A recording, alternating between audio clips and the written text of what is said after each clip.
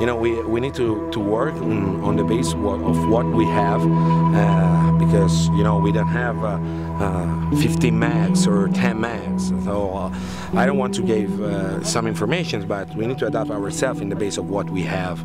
So it's harder sometimes, you know, because if you can have all the technology, all the equipment you need, it could be easier. But the hard job becomes when you have few resources and you need to adapt to the job, because this is the job that need to be done, even if with few hammers, with few mags, with not the last model we are used FAL. It's great platform, so long, so big, the Air one, but 308 is a good caliber. But you know we built it our sling. They didn't have a sling. We built it together a sling. Now they work with a sling. So there are many things that you need to build, many things that you need to share with them to take them to the basic asset to work. But they have passion. They love their job. They know how is important, you know, to preserve those animals, to preserve for their country, because you know the animals here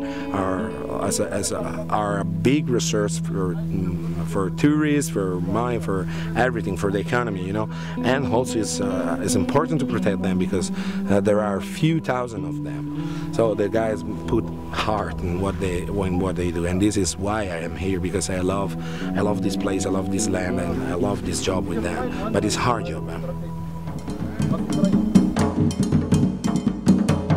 The perimeter fence protecting some of the world's last rhinos extends over 120 kilometers, covering a landmass roughly the size of San Francisco. There are two ways to patrol this vast area of land. I'm gonna meet you there now, go on our way, okay? Motorized patrols cover large areas, but their presence is telegraphed by engine noise, allowing the poachers to vanish into the savannah. Patrols on foot, although more effective, becomes a complex chess match between the rangers and the poachers, and is limited by resources and human endurance. Our management route that used by the vehicles, as it's easy for our enemies to can track us, then we like to use only cross over the animal path, just to can check which direction did the animal go, or is there any tracks of human being on those foot tracks. Then from there we move on doing our duty. These hurdles are further compounded by weaknesses along the fence line itself. So one of our biggest Achilles heels is these sacrificial fences at river crossings. We can't have a permanent fence here, because when it floods, all the debris comes down and it will remove 100 meters of fence line. So we have to have these fences that can move with the flood line, but that creates a gate for the poachers to come in through. So they don't need to climb over the fence, they just open it up, they climb through, they separate the electric strands, and they climb through.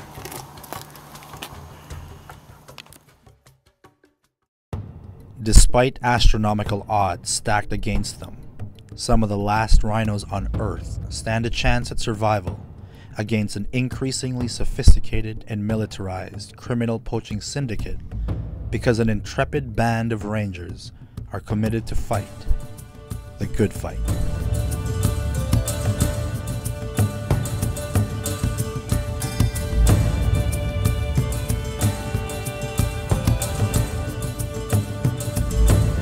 Brought to you by Sig Sauer.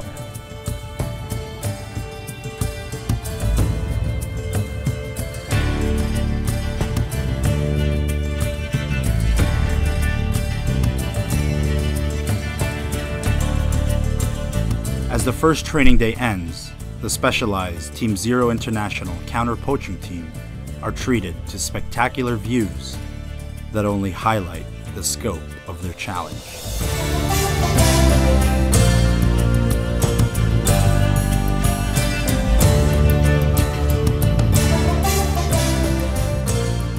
Progressing from the previous day's instruction, the Rangers are given even more tools, along with contextual considerations that would allow them to execute their new skills within the unforgiving context of their environment. You don't need to jump on the ground, because you don't know what you can find there. And when you have high grass, like you can hide in a rock.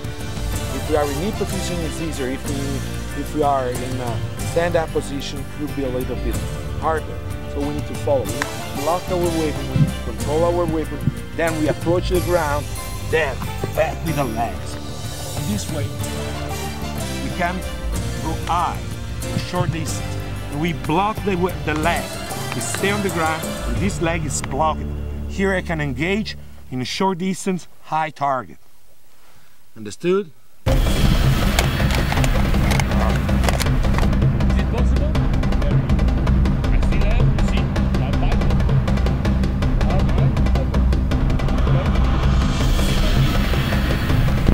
When we are here, and then I go up, same process. I can do it step by step. First, I can use two knees, one knee. I can go in knee position, then I can go up. After an intensive individual soldier skill development program, the Rangers advance into team tactics and movement. So when you retreat, you need to follow this line because it's safe. Yes. You pass behind all the man, you just need to go external. So if the last man is here, don't go here because you break the angle.